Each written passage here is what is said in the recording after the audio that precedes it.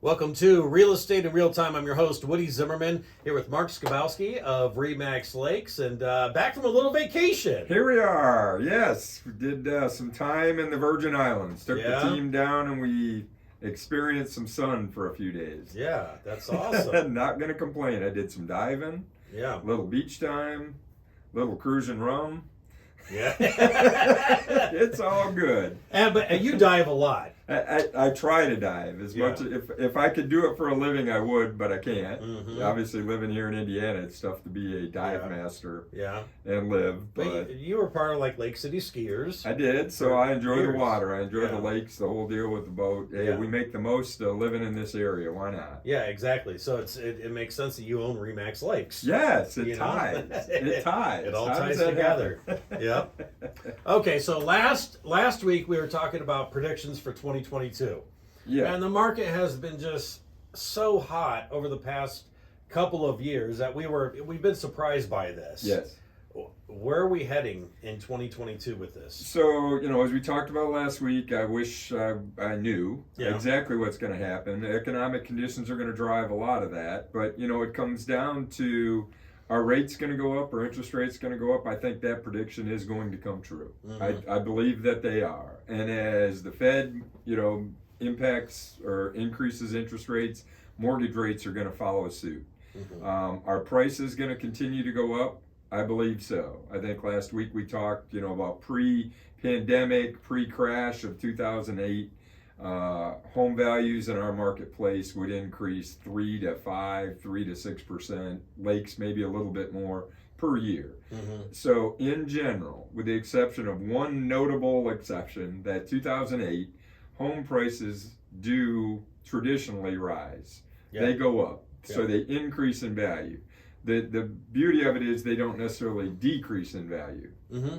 So if you maintain your property, in general, you've got an appreciating asset. What does that mean? It's a wise investment. It's a good investment, mm-hmm. right? So homes increase in value in general. Now, you always got I lost on such and such, whatever. And we're talking in generalities here. Yeah. And for our market, in a normal market, not the on fire market we've had in the last couple of years, 3 to 5% appreciation was not uncommon. That mm-hmm. was pretty much the norm. So for buyers sitting out there going, well, should I buy today? Well, my prediction is you're better off buying earlier in the year than buying later in the year. Okay. And why is that? Yeah. Home values will continue to appreciate mm-hmm. this year. Last year, I think if I remember correctly, we were 14% year over year. Yeah. Home price appreciation. I've tailored that down or whittled it down a little bit for 2022. 7%. Even if you say 5%, back to the normal. Sure. A $100,000 house in January is going to be $105,000 in December. Yeah. In general. I mean, if you look at it to that basic level, and again, these are all broad topics. Every house is specific.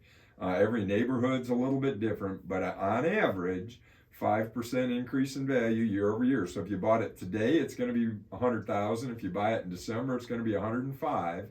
Mortgage rates, they're 3%, 3.25%, 3.5%. At the end of the year, they're going to be higher. What are they going to be? I don't know.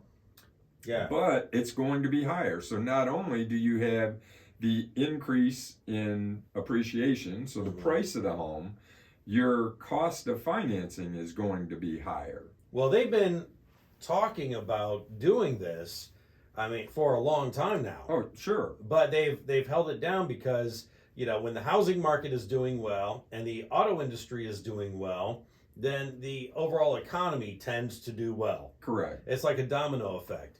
And the housing market for the past couple of years, surprisingly, has just been super strong. Right. And so the feds have kept that interest rate low to keep it going.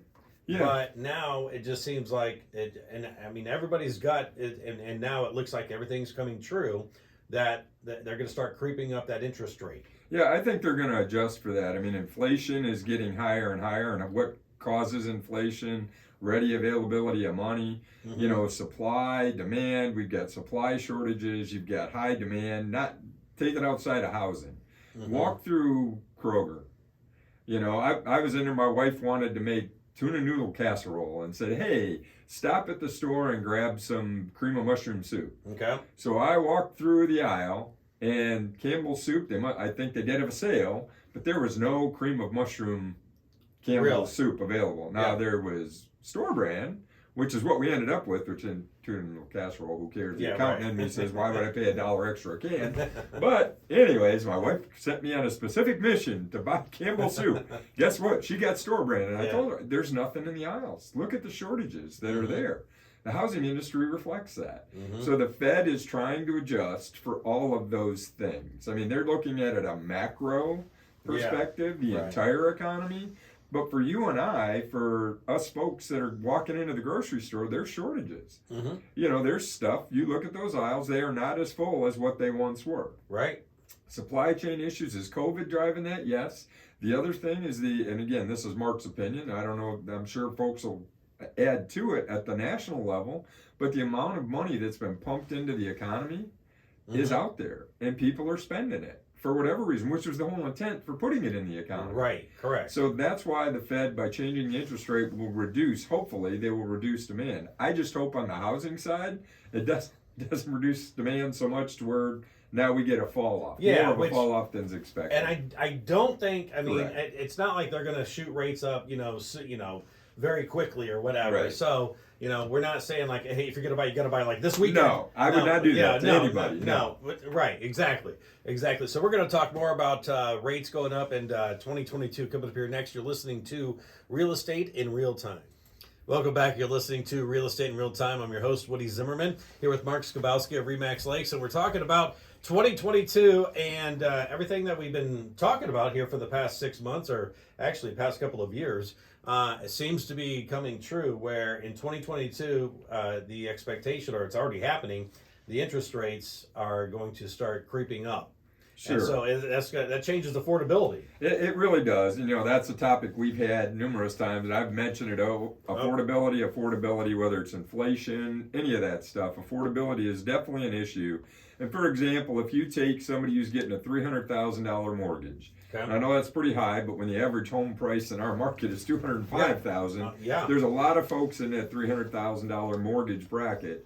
The interest rate, if it jumps from 3% to 3.75 or 3.7, it's about $125 a month in principal and interest. Yeah. So, wow. That's a lot. That's significant. Yes. So, interest rate jumps up, the values of homes jump up, all of a sudden you're paying more for the same thing long term. Now, so is now a good time to buy a house? Well, I believe that it is. Yeah. I do. And that's not me just trying to push people to get out and buy homes.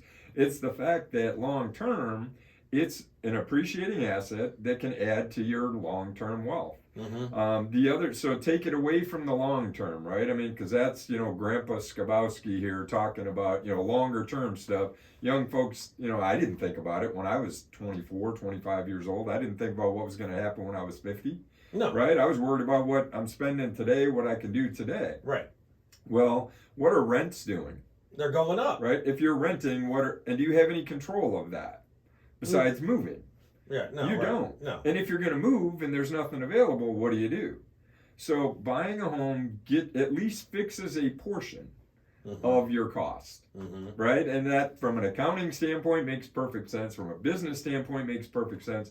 From a 57-year-old guy, it makes perfect sense. May not make sense to a 25 or 26-year-old. But what I can say is, if you were to buy something this year, at the beginning of the year, preferably, for you to take advantage of the appreciation to start increasing your wealth, you buy today, you fixed one part of everything that you do. Yeah. Right? And that's a long-term investment. It's a longer-term view. On Facebook, you see a lot of people complaining about, well, rents in Warsaw are so high. Let me tell you, rents everywhere are high. Yeah. No matter where you're at. Looking around other communities, rents are extremely high. Why is that? Well, landlords have additional costs. Insurances have gone up. It's competitive with the market. It is what it is when it comes to that. So how can you take some of that control back? Buying a home, right? Buying a home. You've now just taken probably the single largest investment that you will ever make, if you do a fixed loan, and most people aren't doing variable rate loans, they're not doing 5-year balloons or, 7-year balloons or whatever, because 30-year fixed rates have been so inexpensive for so long. Okay. And even at 3.75%, if it goes to 4%, simmer down now. Yeah, that's still... it's still a fabulous rate. Yeah, that is a fabulous rate. And you've controlled one of your single largest monthly outlays. Mm-hmm. Now, is it a short-term fix? No, it is not. And that's, again, when I was 25, 26, I wasn't thinking what's happening, in 30 years. Right. I wasn't thinking about that. Well, now I'm at that 30-year point. It's like, wow, I wish I'd have done something different, when I was younger. Yeah. So if you buy it today, don't plan on turning and selling it in a year or 2 years, because the negative to buying a house is there is some upfront cost. Mm-hmm. You've got closing costs, you've got inspection costs, you've got those costs along with the down payment where you're taking cash and throwing it in. Now, can you buy without a down payment? Yes, you can, but you've still got some upfront costs that typically it takes a couple of years to recover that. Same thing with refinancing. People, when the refinancing buzz was on and rates were lower, I'm going to refinance. Well, again, how long are you going to be there? Right. Can you recover the costs that you have in that refi during the time frame that you're going to live there? Mm-hmm. If you can't, why do it? Mm-hmm. Why spend money? Just pay ahead on principal if you're trying to get there, or just pay your regular payment if you're thinking in 2 years I'm going to leave. Right. So, are there positives to buying a home today? Absolutely. You're taking advantage of what are perceivably going to be lower home prices, lower interest rates, and then start that building long-term equity, long-term wealth going forward, and controlling that monthly fixed cost. Have control of something you can control, which is that. Yeah, so my first home that I bought was $82,000. Mm-hmm. I bought it when I was 25 years old. In 17 years, I paid it off, and then because I had paid off that house, because I bought the house, I built up equity, so I was able to buy the big family home. Right. Which that wouldn't have happened if it wasn't for my first home that I bought. Absolutely. And my case is very similar. Paid 80-some thousand for the first one, sold it for 105, bought a 200 and something, sold it for 250. I mean, that's the good old American way of appreciation and home value to get there to ultimately where I'm at today. Yeah, exactly. So, yeah. It's still definitely a good time to be buying. Yeah, definitely is. For sure. All right, hey, Mark, your contact information? Sure. The website's lakes-realtors.com. Phone number's 574-834-1233. Check us out on YouTube, Real Estate in Real Time. Okay, sounds good. See our mugs on TV. All right, very good. You've been listening to Real Estate in Real Time. Have yourself a wonderful weekend.